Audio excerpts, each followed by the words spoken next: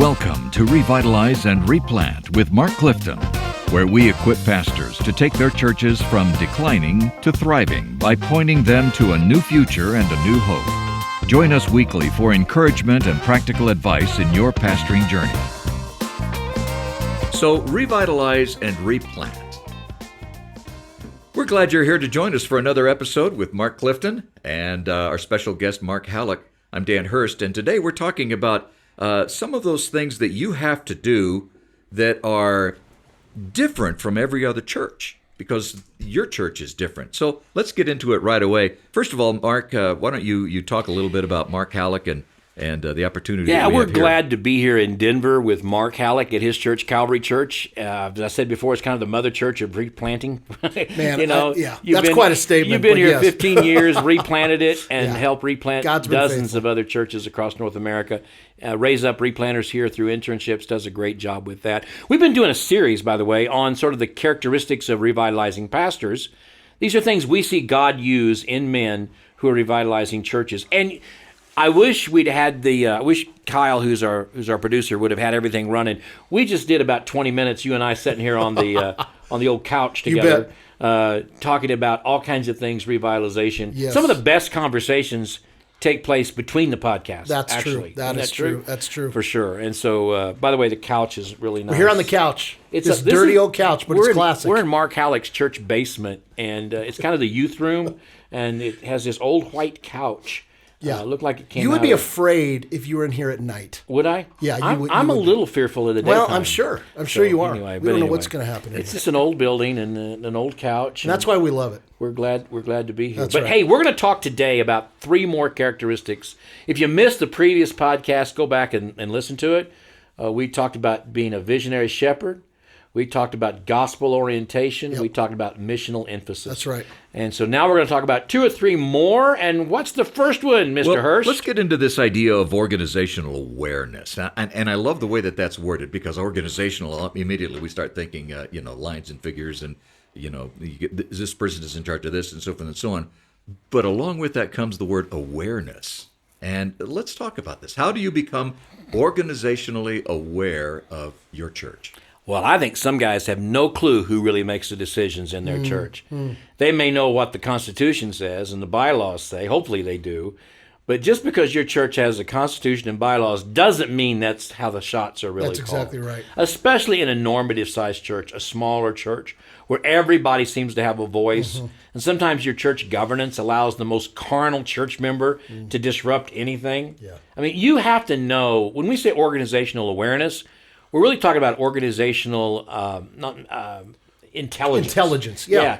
Are you intelligent about how your church functions? Yes. Do you know enough of the history not to step in it? Yes. In other words, you may come in there and say, we need to clean up the church rolls because there's a lot of people on here on these rolls who aren't coming anymore, and I don't want to pastor a church where you have 3 times the number of members and only half that many ever attend on Sunday, and so we're going to clean up the rolls. Well, that may be a good thing to do, Mark. Yeah.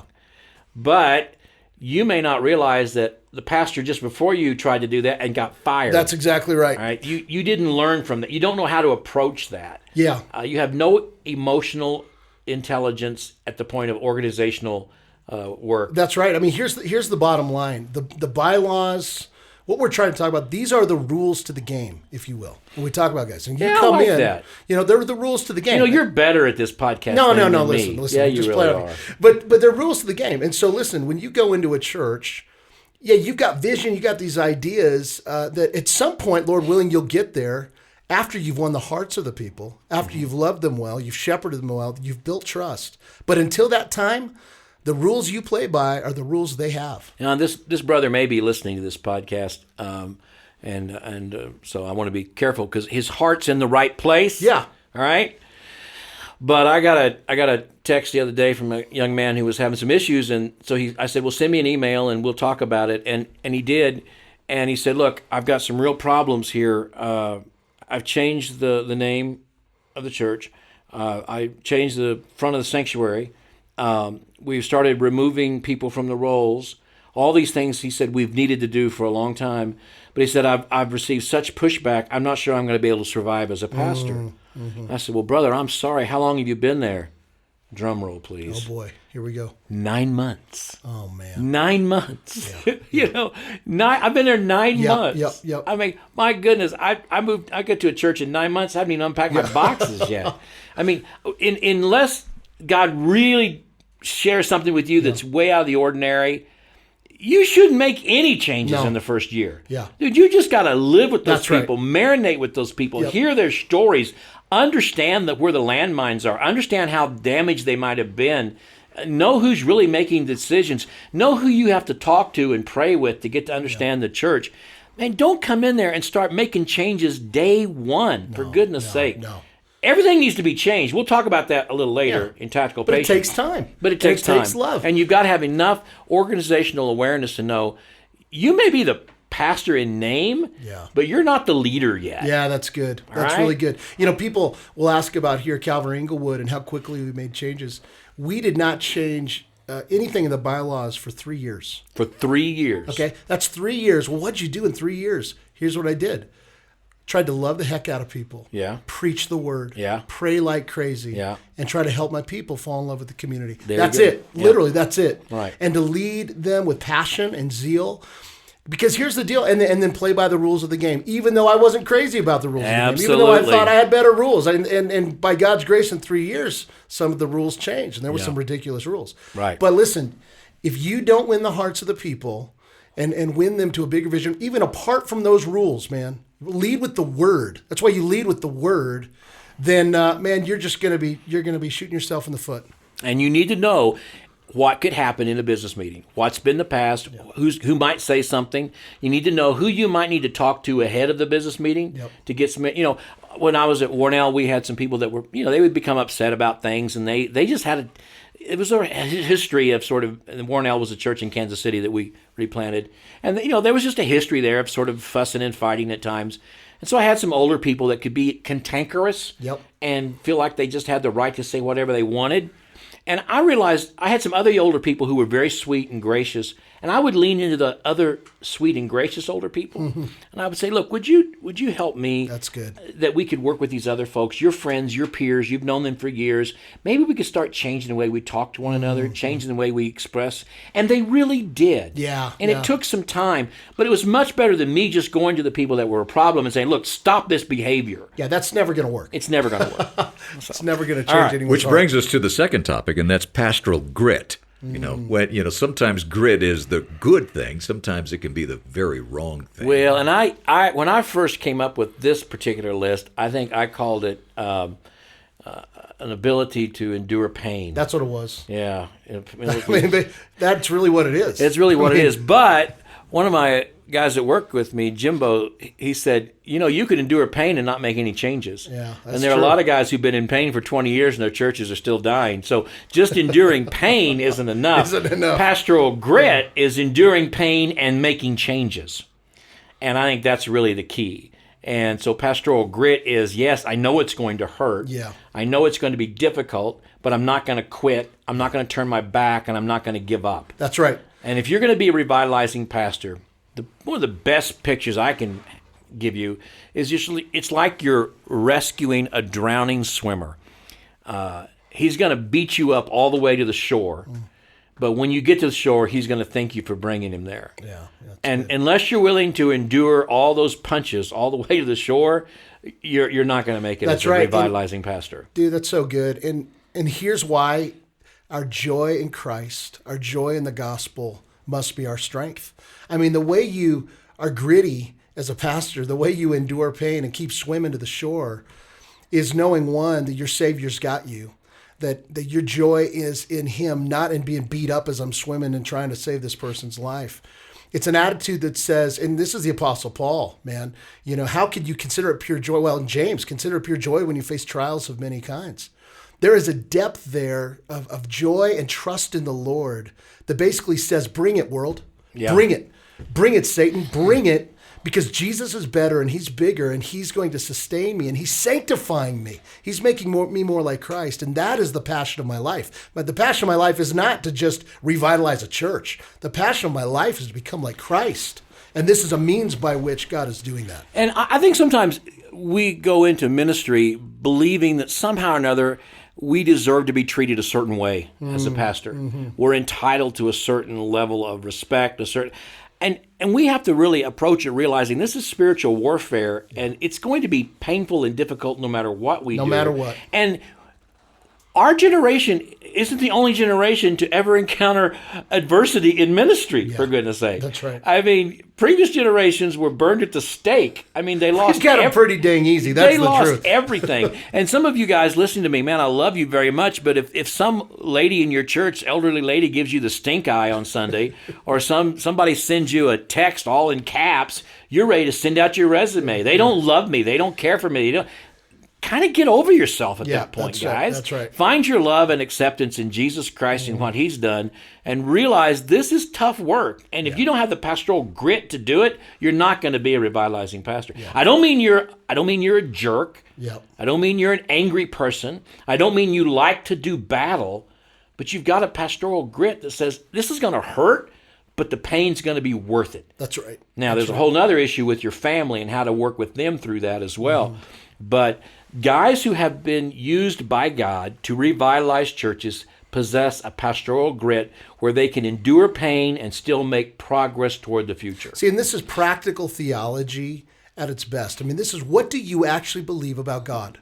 What do you actually believe about the sovereignty of God and the providence of God in suffering and pain? This is where, before you become a pastor, man, you got to spend some time getting your theology right. Right. And I often tell guys, that person that's in your church that causes you all kind of problems that you wish would leave, if they left, somebody would replace them. That's right. Okay. There's always somebody at the table to give you problems. Right. Did you ever think that was for your edification? That's right. That the reason that person is there is to take away the things that shouldn't be in your life, to make you rely more on Christ and less on your own wonderful ability as a leader. Amen. So I really think that pastoral grit goes a long way. Well, and here's the truth: wherever you go, there you are. So if you're the guy that, whenever it gets tough, goes to another church, I know, and then a few years goes somewhere. Listen, the problem isn't the people.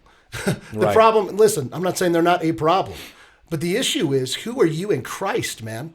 Like, how do you see suffering? How do you approach suffering and pain? And I'm not saying it's you want to just be beat up your whole life and that's fun. I'm not saying that. What I am saying is, what is God doing in the midst of your pain to grow you in Him? Yeah. And to lead your people to see what it looks like to have joy even in the midst of trials. And you have to be able to endure that pain. That's right. There is pain in ministry. There is pain. It hurts. It does. And there's a long haul in ministry. You're not here for a mission trip. This isn't a 2-week thing and you get on the bus and go back home. That's right. I mean, you're here. That's why that's the story I shared a while ago about the guy who was there for 9 months and made all those changes. You're not there for 9 months. No. If God allows you there for 9 years, 10 years, that's right. You have no idea what God can do with you in year 8 and 9 if you didn't mess it up so bad in month 8 and 9. And Sunday's coming, because next Sunday, that person who drove you nuts last week is there, and guess what? You got to hug them again. That's right. You don't avoid them. You hug them again, and absolutely. You love them. And they may look at you like and you know what? Was it Abraham Lincoln? I don't know. Somebody said, kill him with kindness. That's a nice way of saying it. I'll tell you what, the best way. If I don't know who said it. I always say Charles Spurgeon. Well, Spurgeon. Yeah, maybe Spurgeon. I had a friend of mine, and he had one of these new church marquees. We talked about church marquees a few weeks ago. Yeah. Don't put silly things on your church marquees, please. Please. Don't put there. Our Sundays are sweet. Yeah. Don't just do the that. Worst. Just let it go. Yeah. Put a scripture up there, or put something. But my friend, he had this huge new marquee, and so he put up there this. And he loves Charles Spurgeon, right? So he put, a lie is walking around the world while a truth is putting on its boots. Charles Spurgeon. And I was driving by and I had to pull in the parking lot, and he was in his office. I go, Tony, what in the world? There's no way. He said, I love that line. I said, that's Mark Twain. I said, Google it. Oh, it is? He said, I like Spurgeon better.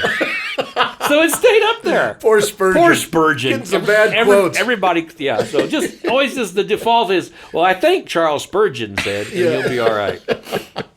All right, I want to switch gears real quickly, because we're going to get into a very, very sensitive, painful subject for almost every pastor that is in revitalizing and replanting, and that is spousal perseverance. Yeah. How do you deal with that? And because a replanter's wife has to possess a love for Jesus and for her husband and for the church also. Well, and I want to compare this to church planting. I've spent the majority of my life in church planting. Yeah. God's allowed me to be part of planting a dozen churches in Canada and the United States and work with church planters all across North America.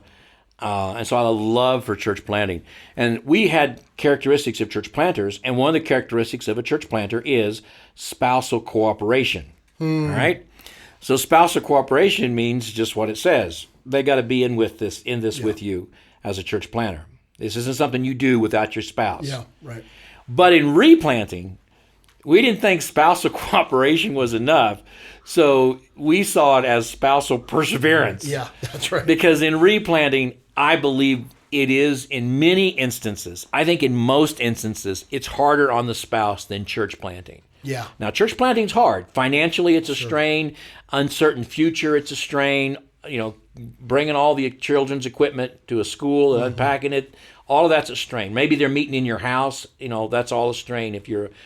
But when you are in a replant situation, first of all, for that wife, whoever the greatest pastor's wife was in the history of that church, that's who they're going to compare you to. That's right. Did she play the piano? Did she work in the nursery? Did she leave the WMU? Were her children always well dressed? Were they always well behaved? Did she come early? Did she stay late?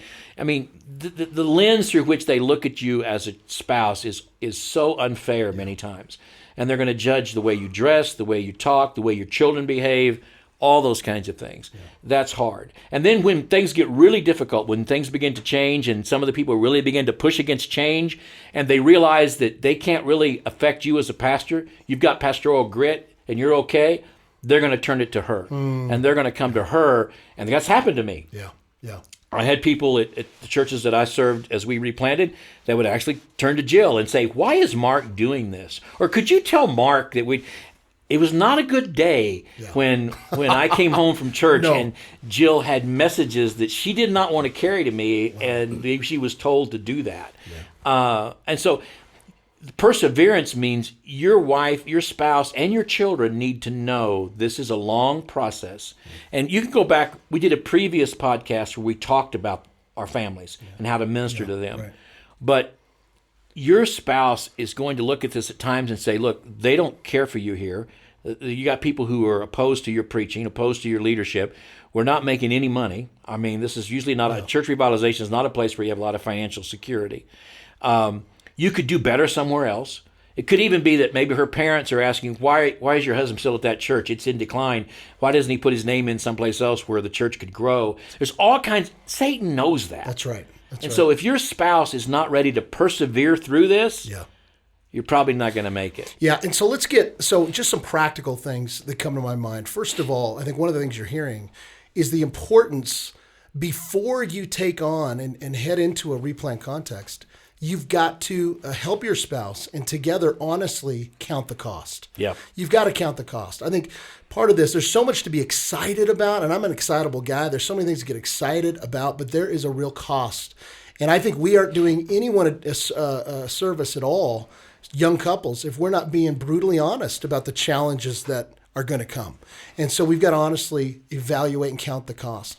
On the other side of it, when you take a position, you're in the church, these are things where, as a pastor, several things I would say. One is, does your wife really know and feel that she's the number one ministry in your life, that you love her, that you care for her more than anything? That is so powerful. And by the way, too, she's not called to be an elder. That's right. So don't lay on her eldership. In other words, don't come to her with every problem of the church and give it to her, because she's not called to deal with it. No. Now, we could have a whole other podcast on how you do need to keep your wife informed of what you're going through. You don't want to hide things from her.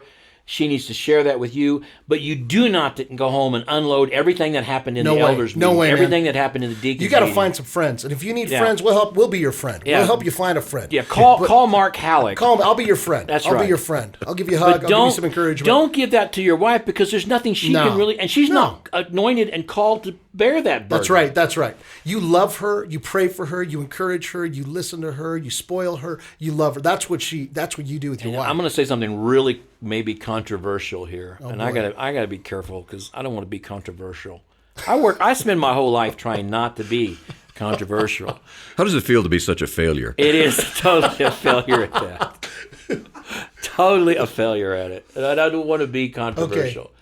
But I think there are times you need to give your wife permission if she needs to stay home from church some Sunday to be able to do that. Yeah.